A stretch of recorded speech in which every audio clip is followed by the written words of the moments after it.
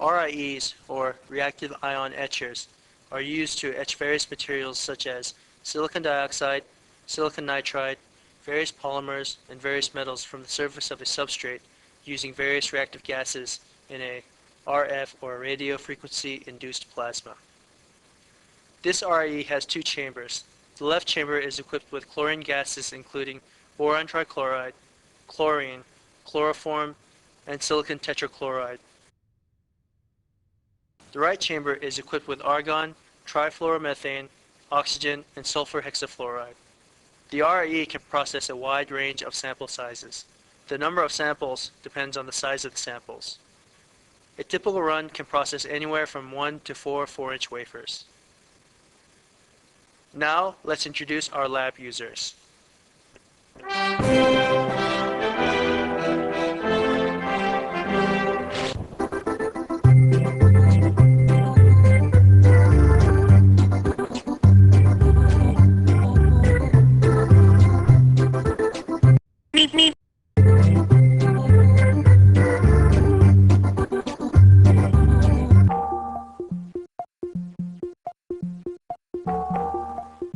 We will now go over the various parts of the Plasma-Therm RIE.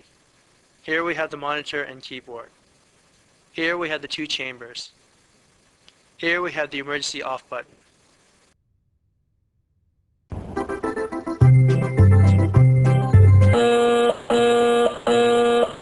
Please do not press the emergency off button if there is not an emergency.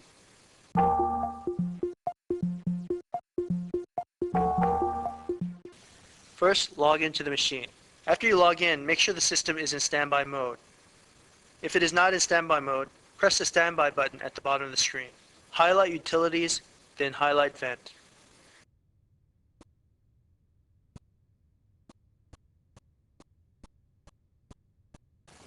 Once the chamber is vented, lift the chamber door.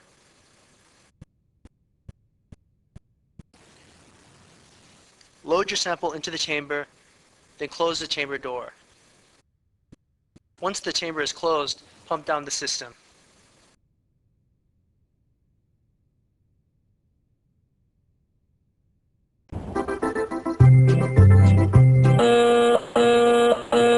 Please do not try to run the process if the chamber door is open.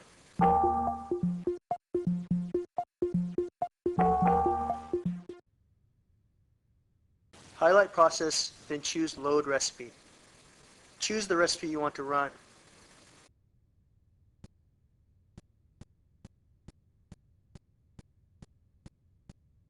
Then click OK. Press the Ready button at the bottom of the screen.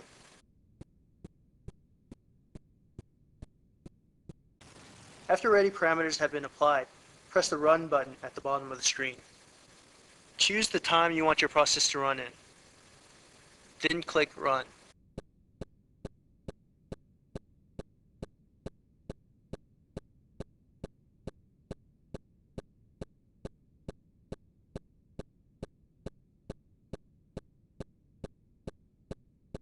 Then click OK.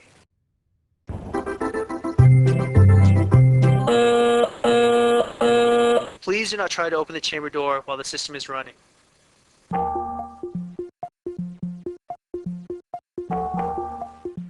After the process is over, press the Standby button at the bottom of the screen. Highlight Utilities, then choose Vent.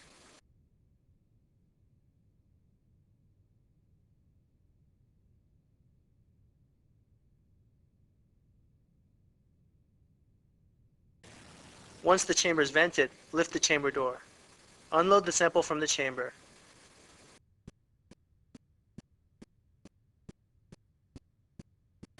Then close the chamber door.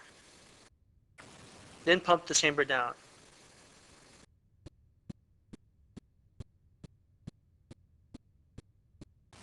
After the chamber has been pumped down, highlight Utilities and then log out.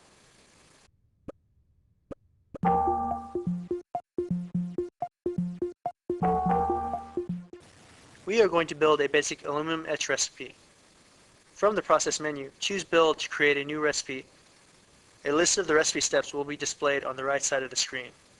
In general, your recipe should have 4 steps: an initial step, 2 process steps, and an end step.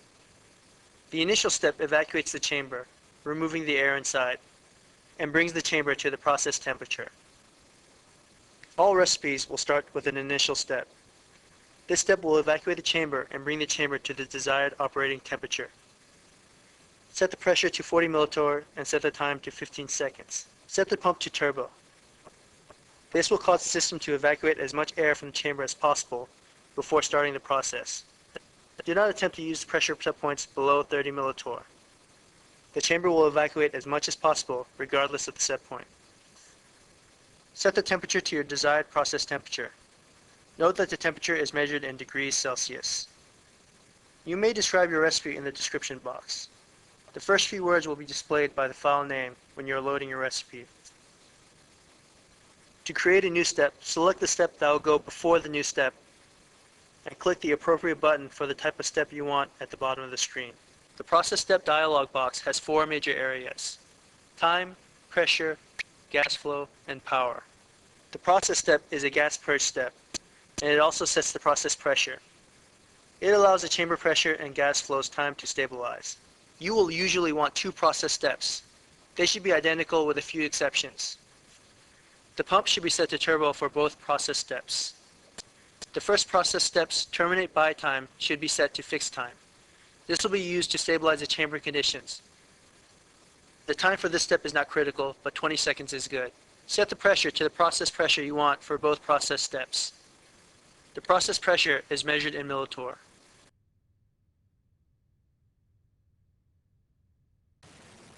Set the flow rate for each gas here.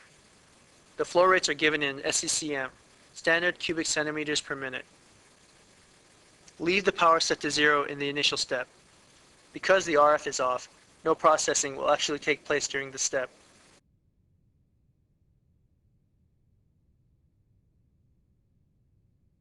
The second process step performs the process.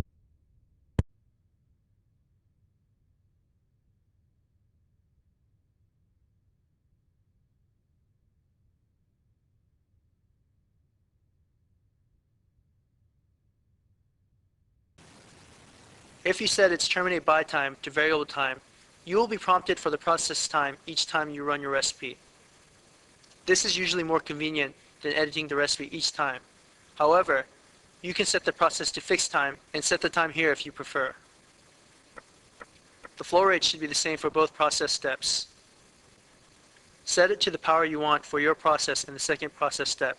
Please do not exceed 400 watts. In our case, we used 125 watts.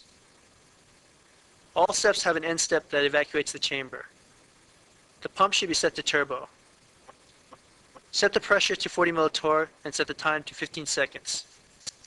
The automatic vent feature does not work properly and should not be used. When you modify a process, you only change the process on the disk. If the process is already loaded, you will need to reload it for your changes to be reflected.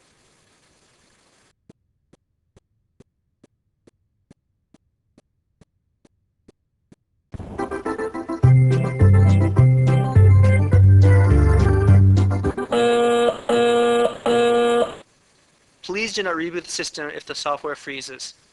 The system must be turned back on correctly to work properly.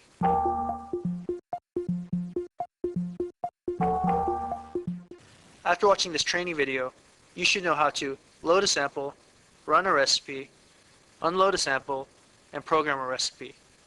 If you have any questions, please direct them to the trainer of this equipment. Please do not ask Mohammed.